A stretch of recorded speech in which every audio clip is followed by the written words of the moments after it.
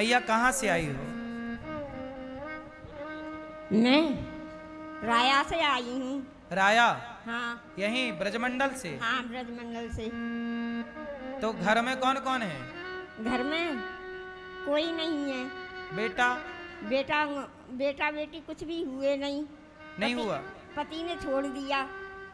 माँ बाप के पास रही करीब 40-45 वर्ष से। तो पति ने कितनी उम्र में छोड़ दिया था आपको? मुझे ऐसी कोई 20 साल की तो शादी हुई थी और ऐसी कोई 25 साल की मैं छोड़ दिया था। जब आप 25 साल की थी तब से पति ने छोड़ दिया? हाँ जी। क्यों छोड़ दिया? बच्चे नहीं हुए इसलिए मारपीट करते थे, कलेश करते थे काफी। अच्छा। बोलते थे कि जाओ यहाँ से, तुम्हारा कुछ भी नहीं है यहाँ। अच्छा, मतलब पत्नी के बेटा नहीं हुआ, बच्चे नहीं हुए तो पति ने छोड़ दिया। ये फिर उन्होंने दूसरा ब्याह किया क्या? ये मुझे मालूम नहीं क्या किया उन्होंने, क्या नहीं किया। मैं उस दिन से गई नहीं वहाँ। देखो, ये भी एक अजीब कहानी है कि एक पति ने अपनी पत्नी को इसलिए छोड़ दिया कि उसके बच्चे नहीं हुए। अब इनके कोई बच्चा नहीं है, बेटा नहीं, बेटी नहीं, तो पति ने छोड़ दिया तब जब इनकी उम्र 25 साल की थी। अभी उम्र क्या है आपकी? और 73 साल की उम्र है मेरी। 73? हाँ, 73 वर्ष, 73। अब इतनी उम्र है। अब मैया आप अपने पिता के घर थी, माँ के घर? हाँ जी, जब पिताजी थे, मम्मी थी मेरी, तब तक तो मैं ठीक रही। इसके बाद भाई मकान बेचकर चला गया और मुझको छोड़ दिया। मैं एक मंदिर में रहती थी, वहाँ सेवा करती, वहाँ से भोग आता, कुछ पैसे मिलते, उससे किराया देती थी। ऐसे आपका गुजारा होता था? जी। तो अब कहाँ गया वो मंदिर और कहाँ गई वो व्यवस्थाएं? वो उस मंदिर में अब मुझ पे होता नहीं है, इसलिए मैं यहाँ गौरी गोपाल की शरण में आई हूँ। अच्छा, वहाँ पर आप काम करती थी कुछ? हाँ। अब काम होता नहीं है। देखो, जब तक काम हुआ, शरीर चला, तो मैया ने काम करके पैसे कमाए और खाए। अब काम नहीं होता, अब कहाँ से पैसे आएंगे, कैसे रोटी मिलेगी? तब मैया गौरी गोपाल में आई।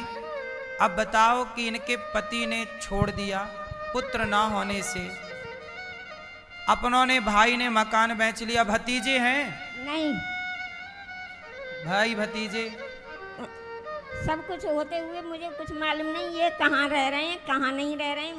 मैं सिर्फ अकेली ही रहती हूँ। अब ये मैया है, कौन सहारा बनेगा इनका? ऐसी बेसहारा माँ। देखो, यहाँ रोज कोई ना कोई माँ आती है। जब रोज कोई ना कोई माँ आएगी तो इन माँओं के लिए कमरा चाहिए, माँओं के लिए बेड चाहिए, व्यवस्थाएं चाहिए। आप लोग यदि इन माँओं के बेटा बेटी बनकर एक एक कमरा भी बनवा कर इन माँओं को दें, एक बेड का सहयोग कर दें, तो ये सब आपके सहयोग से इन माँओं की सेवा होती है। अब 299 भी मैया हैं ये जो आज आई हैं।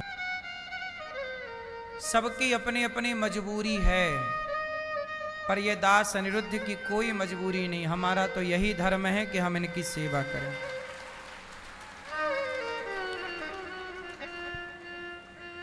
ये मैया यहाँ आई हैं इस विश्वास से कि कोई हमारी सेवा भले ना करे, पर अनिरुद्धाचार्य हमारी सेवा जरूर करेगा। और ये विश्वास इन माँओं का मुझ पर बना रहे, इसके लिए आपके ये दोनों हाथ बढ़ने चाहिए। अब आप यहीं रहना मेरी माँ, आपका बेटा बनकर ये दास अनिरुद्ध आपकी सेवा करेगा, ठीक है? भगवान आपको सुखी रखें। मैया ठीक है, यहीं रहना। आप भी इन माँओं के बेटा बेटी जरूर बने और आप इन माँओं के बेटा बनकर साथ जरूर दें, ठीक है मैया? हम आपके बेटा हैं मैया। अब देखिए बेसहारा माँओं को, जिन्हें अपनों ने गले नहीं लगाया, यदि आप इन्हें गले लगाएं तो कितना बड़ा पुण्य है। आप भी इन माँओं को थामिए। जब आप किसी का हाथ पकड़ते हैं ना, तो भगवान आपका हाथ जरूर पकड़ते हैं। इसलिए इन माँओं का हाथ छोड़ मत दीजिएगा, साथ छोड़ मत दीजिएगा।